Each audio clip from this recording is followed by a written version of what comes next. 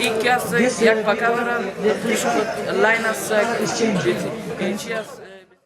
دا د میدان وردګو ولایت د افغان تور کلیسي زده کوونکو له لوري جوړ شوي تخنیکي وسایل او پروژې دي چې په ځانګړو مراسمو کې نندارې ته وړاندې کړل. دوی زیاتوي که د زده کړو زمینه ورته لا زیاته پراخه او مالي لاسنیوی وشي، کولی شي غوره تخنیکي وسایل او پروژې جوړې کړي. ما چې دا کومه پروژه جوړه کړې ده د داسې یو څه څخه خبر تولیدوم کوم چې زموږ او تاسو په چاپیریال کې موږ بې باعثه او بې فایدې ګڼو. زه له هغه څخه نن تاسو ته برق تولیدوم، هغه د کثافات. زه د دغو ماشینو په واسطه باندې کولی شم چې له کثافات څخه برق تولید کړم.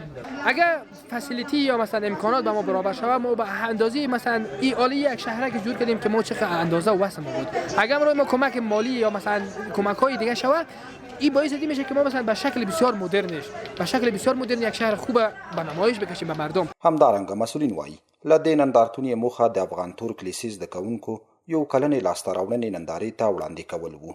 ترڅنګ یې د زده کوونکو هڅې ستایي او ورته د لا ښې زمینې د برابرولو ډاډ ورکوي.